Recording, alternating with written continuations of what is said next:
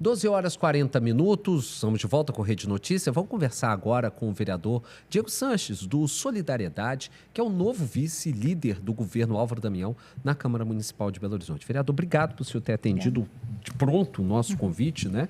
E estar aqui com a gente num momento tão importante para Belo Horizonte, uma semana em que a gente teve, na semana passada, a decisão da Câmara de não aprovar o tarifa zero e na semana seguinte também a chegada do orçamento à Câmara, que é um momento importante para a nossa cidade. A gente até destacou aqui no bloco passado a previsão do subsídio que a Prefeitura repassa anualmente para as empresas de ônibus, uma previsão de uma chegada de ultrapassar os 800 milhões de reais.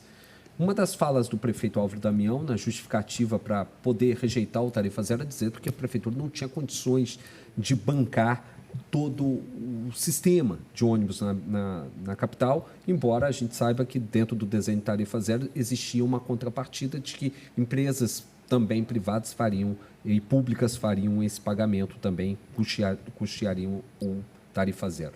Como é que vocês têm visto, ano após ano, esse aumento do valor do subsídio que é repassado à Prefeitura e a continuidade dos problemas no transporte público de Belo Horizonte? André, primeiro te agradecer, o convite, a Janaína, por estar aqui hoje, podendo falar um pouquinho sobre as propostas, os projetos. Especificamente do Tarifa Zero, foi um projeto que foi rejeitado por uma questão meramente orçamentária. É um projeto que tem uma intenção de ter uma inclusão na sua plenitude do ônibus gratuito, vamos dizer assim, o busão para geral. E no decorrer do trâmite das comissões, foram havendo identificações que não há uma viabilidade orçamentária para garantir, nesse primeiro momento, o busão 0800 para toda a sociedade de Belo Horizonte. Então, foi uma decisão meramente técnica, orçamentária, que a gente entende que é uma boa intenção e que a gente quer discutir que tenha tarifas sociais nesse primeiro momento, em especial para as categorias que mais necessitam. Não quer dizer que aquele que quer pegar um ônibus para ir para uma praça ou ir para uma área de entretenimento tem menos importância do que aquele que está fazendo um tratamento de saúde. Mas, nesse primeiro momento, no que diz respeito à questão orçamentária, a gente precisa discutir uma questão da tarifa social. A tarifa zero, ainda hoje, é uma questão que, se não tiver recursos do Fundo Nacional ou tiver outras discussões e alternativas, ela, infelizmente, ainda não é viável para a nossa sociedade. É só olhar que não há ainda nenhuma outra capital em Belo Horizonte que implementou o tarifa zero. Aqui a gente seria um projeto piloto, em relação às capitais. E projeto piloto impacta no orçamento. O orçamento é limitado, é um cobertor. Se você puxa para um lado... E, vereador, também cá entre nós, não adianta a gente determinar a tarifa zero e chegar ali na frente, não dar conta e voltar ao pagamento da tarifa, que seria algo desastroso completamente para a capital. Isso, eu acho que essa que é a visão. A autora do projeto, ela tem toda a intenção de defender aquilo que os movimentos, os eleitores cobram dela. Mas na hora que vai em plenário, ali são vários outros vereadores que têm suas responsabilidades. Não é meramente pela pressão ou pelas articulações. Nós temos responsabilidades, inclusive orçamentárias. Então, quando a gente identificou que não haveria essa viabilidade da gente ter essa plenitude, obviamente que a decisão e a recomendação do governo, que trabalha com projetos voltados para a cidade composta por pessoas, a gente viu que haveria ali uma situação que poderia prejudicar o nosso próprio orçamento, inclusive em outras áreas importantes, como a educação e como a saúde. Um dos argumentos em relação contrário à tarifa zero é que não se sabe o real custo realmente das tarifas relacionadas ao transporte público, E aí, relacionado, igual o senhor falou, dessa questão da tarifa social, de próximos projetos relacionados ao transporte público para Belo Horizonte, como é que ficaria, então, esse cálculo, vereador? Teria como planejar sem saber realmente os custos? Eu vou pedir para o senhor responder depois do intervalo, tá certo? Obrigado. 12h45, a gente vai agora para o próximo intervalo. Voltamos já, não sai daí.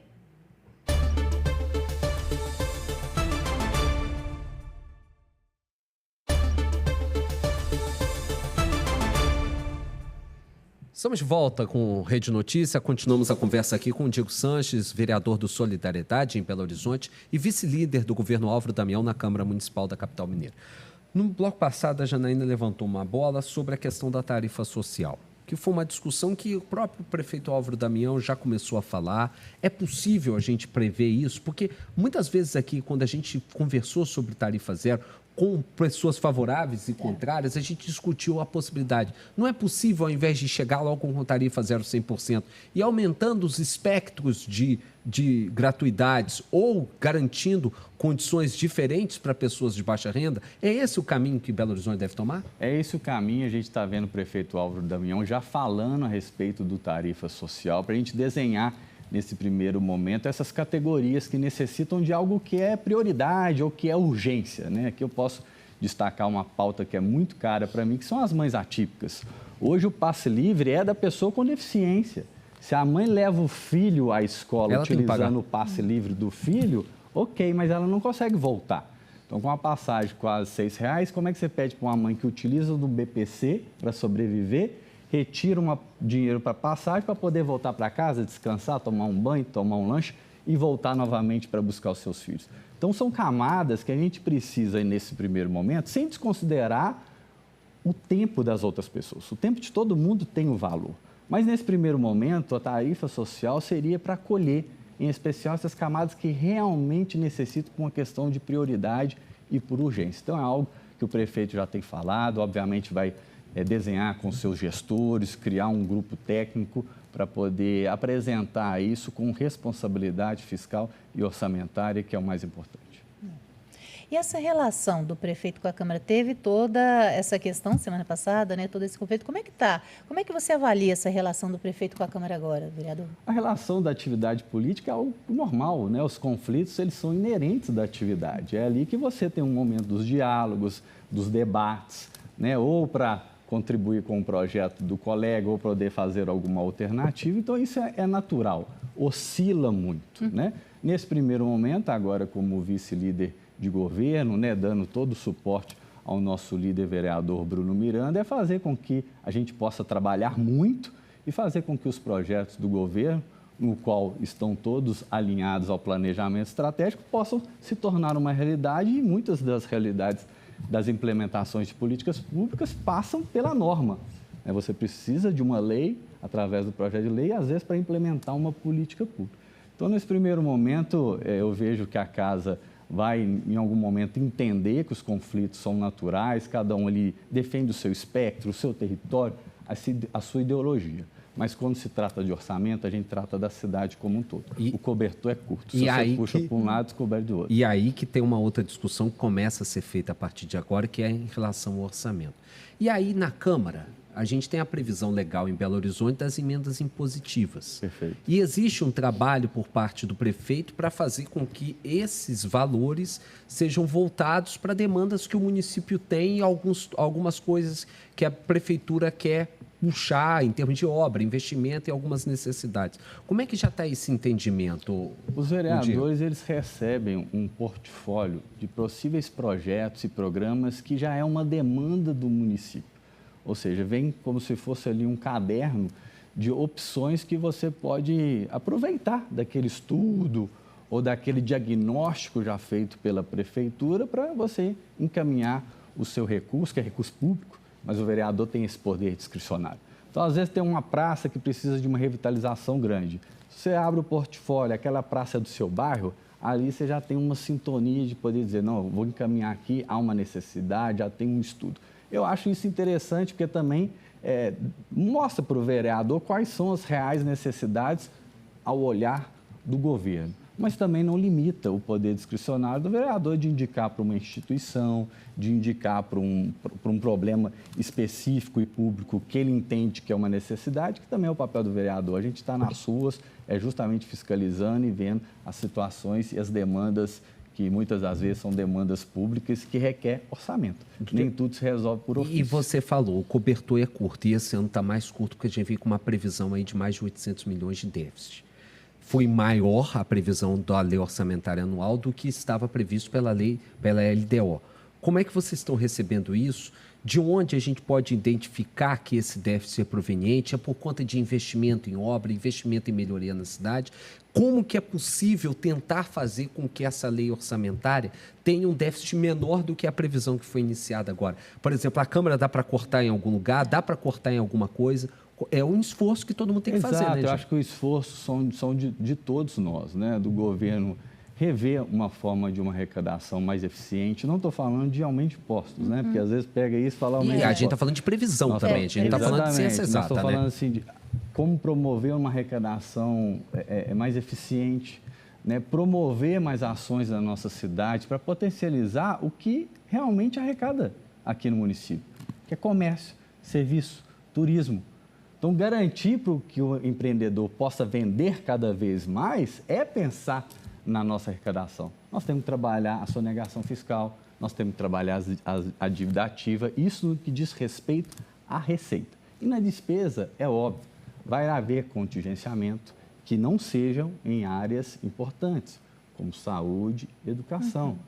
Tem que haver uma revisão dos contratos, ou seja, são esforços que a Prefeitura vai ter que fazer através dos seus técnicos, da Secretaria, para a gente sempre buscar o equilíbrio. O que a gente quer é buscar o equilíbrio, mas nunca deixando de investir, em especial o que mais necessita, que é investimento na educação e na saúde. Era justamente isso que eu ia perguntar. Mesmo com esse déficit aí de previsão de mais de 800 milhões, dá para se falar em investimento na cidade, vereador? Dá para se pensar nisso? Eu falo que educação e saúde sempre vai ser investimento. Mais de 30% do orçamento atual, a previsão é de gasto na saúde, 31,6%. É porque eu não falo gasto, André. Eu falo que educação e saúde sempre para mim vai ser investimento.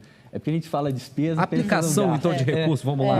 Mas são áreas tão essenciais que eu vejo como investimento. Então, nesse especificamente, eu vejo como investimento. E infraestrutura é investimento. Às vezes tem uma infraestrutura num bairro que precisa de uma ponte, de uma passarela, que pelo fato dela não existir, está impactando lá na escola. É o aluno que não vai. Então, como que a infraestrutura também é um direito que garante outros direitos? Então, quando eu falo da arrecadação, da gente buscar mais o olhar da arrecadação, de promover que a nossa cidade possa arrecadar cada vez mais, não é pensando em cortar despesas como infraestrutura, educação. Desburocratizar também para o pequeno comerciante, para o pequeno empreendedor. Até tem a nova lei, né, que a gente já está em voga em Belo Horizonte, de um novo ordenamento jurídico que facilite a expedição de alvará e abertura de novas empresas. É algo também que pode facilitar a vida e gerar mais emprego, mais renda e mais recursos para a prefeitura. Sem dúvida, né? Como o prefeito vem dizendo em a cidade do Sim, a cidade Sim tem que ser para esse empreendedor, porque são eles que contribuem diretamente com a nossa arrecadação, ISS, a cota parte do ICMS, ou seja, se a gente garante um ambiente favorável para os nossos empreendedores, é o caixa público que está tendo uma arrecadação maior e o quê? A arrecadação custeia as políticas públicas e custeia os serviços públicos da nossa cidade. Não há um entendimento, pelo menos da parte da base do governo, de que esse déficit quase de 1 bi possa ser um problema para a administração municipal daí para frente. Não, todo desequilíbrio tem que ser olhado com atenção, né? Justamente para a gente startar os esforços, tanto na arrecadação quanto nos contingenciamentos. O que a gente nunca vai deixar de fazer é deixar de atacar a saúde e a educação para fazer com que esse equilíbrio feche nesse primeiro momento a conta, né? Os esforços são necessários, mas essa busca do equilíbrio é um esforço contínuo e constante que a gente tem que fazer com responsabilidade, mas, mais uma vez, reafirmando aqui que a gente não pode fazer contingenciamento em áreas tão fundamentais como a da saúde, da assistência social e da educação. Tirando educação e saúde, vereador, qual que é a principal demanda de Belo Horizonte para o senhor? Nós temos tantos projetos estruturantes que Belo Horizonte precisa avançar, como do turismo, da própria saúde, da educação, algo que possa promover a nossa cidade como um todo e, obviamente, impactar na arrecadação. Eu sou vice-presidente da Comissão de Orçamento e Finanças. Então, o tempo todo nós estamos olhando como que a gente pode promover a nossa cidade nesse sentido. Recentemente, com o lançamento do programa A Muralha, em que a gente vai ter, em breve, com muito trabalho, a cidade mais segura do país, a gente vai trazer tantos turistas. A gente tem a possibilidade de fazer aqui corredores de gastronomia, contribui com o taxista, né, que é o nosso modal que tem um impacto relevante, principalmente na área do turismo, do negócio. A gente gira, né, porque a pessoa quer visitar uma cidade que tem uma comida boa, um capital humano gentil, acolhedor, mas, acima de tudo, uma capital segura para si e para sua família. Belo Horizonte, muitas pessoas veem Belo Horizonte nessa questão do turismo relacionada à gastronomia e o povo acolhedor. Você tem falado muito sobre essa questão do turismo. Tem projetos para expandir essa questão do turismo, né? Outros pontos de Belo Horizonte que possam arrecadar, atrair o turismo para a capital? O esforço muito da Belotour é de fazer com que a gente possa aqui atrair eventos nacionais, internacionais, que a gente possa, de fato, trazer turistas de fora para deixar aqui o seu dinheiro na nossa cadeia, que é muito grande do turismo. Nós estamos falando de modais, hotéis, bares, restaurantes, o pequeno comércio, né? Que a pessoa às vezes está hospedada num hotel de bairro, ou seja, a gente consegue atrair um investimento para a nossa cidade, que é importante a Prefeitura de Belo Horizonte ter esse olhar. Então, hoje, a Belotour tem tido esse cuidado de identificar potenciais eventos para atrair para a nossa cidade e, assim, a gente se tornar uma referência. Mas a segurança ela é muito importante, sim, porque uma das decisões da família de vir visitar a cidade é no quesito a segurança. A nossa gastronomia e o nosso capital humano já é algo reconhecido. E a segurança é algo que as famílias suíças vêm mensurando em outras cidades. Então, com esse projeto A Muralha, a gente vai fechar esse triângulo e a nossa cidade cada vez mais ser uma referência no turismo, não só para o país, mas para o mundo como um todo. Vereador Diego Sanches, obrigado pela sua presença aqui no Rede Notícias, portas da Rede Catedral de Comunicação Católica sempre abertas a você, para a gente poder estar fazendo essa discussão em alto nível dos problemas e das soluções da nossa cidade. Muito André, obrigado. estou à disposição, obrigado pelo convite. Né? Se precisar, estaremos às ordens para a gente falar dos projetos do governo, da nossa cidade, que é isso que interessa. E boa sorte na nova função aí de novo Muito de obrigado. vice-líder do governo Álvaro Damião. Obrigado, Janaína. Tá ficando por aqui o nosso Rede Notícia, primeira edição.